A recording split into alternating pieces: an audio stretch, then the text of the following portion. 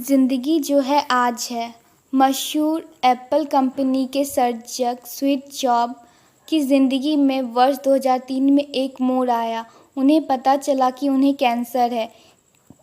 किसी भी सामान्य मनुष्य की तरह उन्होंने भी कभी सोचा न था कि मृत्यु इतनी जल्दी आ जाएगी, लेकिन उन्होंने हकीकत स्वीकार की। उन्होंने जीवन के बीच हुए समय का उपयोग अद्भुत कार्यों को पूर्ण करने में किया।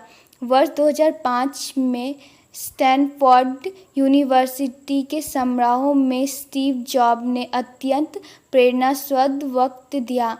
उन्होंने कहा, मैं जब 17 साल का था तब मैंने कहीं एक उदाहरण पढ़ा था कि अपने हर दिन को अगर अंतिम मानकर जिएंगे तो एक दिन आप सच साबित होंगे।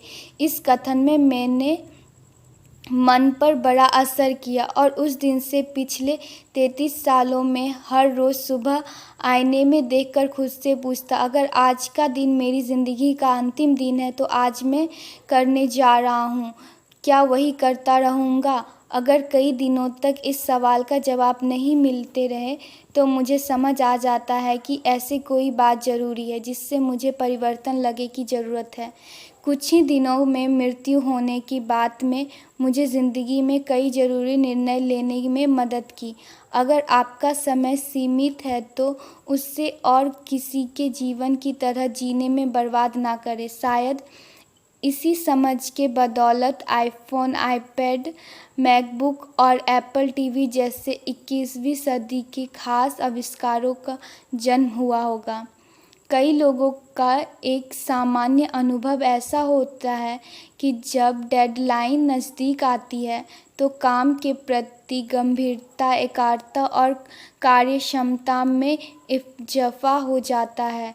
जो करना है उस पर फोकस हो जाता है और जो नहीं करना या जिस चीज़ को अग्रिम तौर पर करने की ज़रूरत नहीं है उसमें समय बर्बाद नहीं होता। अपनी दैनिक अवस्था में कई बार ज़िंदगी ऐसा झटका दे जाती है कि यह रहस्य सीधा दिल में उतर जाता है। 15 जनवरी 2009 यूएस एयरवेज की फ़्लाइट नंबर 1549 न्यूयॉर्क सिटी के लागुआर्डिया एयरपोर्ट से रवाना हुई। उड़ान भरने के तुरंत बाद ही पक्षियों से उसकी टक्कर हो गई। कैप्टन लंडबर्ग और फर्स्ट ऑफिसर को हडसन नदी पर विमान की आपात लैंडिंग करवानी पड़ी। विमान पानी तक पहुंचा। तब तक उसमें सवार सभी यात्रियों ने सोच लिया था कि अब मृत्यु तय है। इस अंतिम क्षण में कई यात्रियों को ज़िंदगी के बारे में ऐसी स्पष्टता हासिल हुई जो अब तक कभी नहीं हुई होगी। पायलट ने जब हडसन नदी पर विमान की चमत्कारिक लैंडिंग की और सभी यात्रियों को जब यह एहसास हुआ कि वे जिंदा हैं तो उन्हें ज़िंदगी का एक नया उद्देश्य मिल गया। इसी विमान में एक डी सीट पर बैठे थे विज़ रिक एलियस। उन्होंने विमान को जब नदी के नज़दीक आते देखा तब उन्होंने अपनी ज़िंदगी के बारे में 3 ज़रूरी बोध प्राप्त हुए। 1, मैं ज़िंदगी में कुछ भी भविष्य कर नहीं छोड़ना चाहता। इस उद्देश्य में मेरी ज़िंदगी बदल दी। मैं अपनी पत्नी, मेरे दोस्त और मेरे लोगों के साथ मेरे रिश्ते के बारे में सोचता रहा।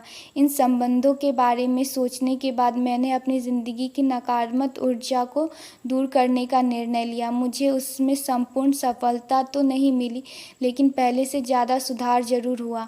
पिछले 2 सालों में मेरी पत्नी के साथ एक भी बार लड़ाई नहीं हुई। इस वजह से मैं काफ़ी खुश महसूस कर रहा हूँ। मैं सही हूँ यह बताने का प्रयास करने के बजाय मैं अब खुश रहना पसंद करता हूँ। 3, अपनी ज़िंदगी में एक अच्छा पिता बन सकूँ, यह बात सबसे महत्वपूर्ण है। इस घटना के बाद एलियस को एक नया जीवन मिला था और वह खुद से संवाद के बाद उनकी समझ में जो इजाफा हुआ उसकी वजह से वे ज़्यादा अर्थपूर्ण जीवन जीने लगे। वैसे अर्थपूर्ण ज़िंदगी की शुरुआत करने के लिए हमें मृत्यु का अनुभव नज़दीक से करने की ज़रूरत नहीं है। अपनी ज़िंदगी से परिवर्तन लाने के लिए हमें अपनी अंतर्दृष्टि का उपयोग करना है, दूसरों के अनुभव में बोध हासिल करना है।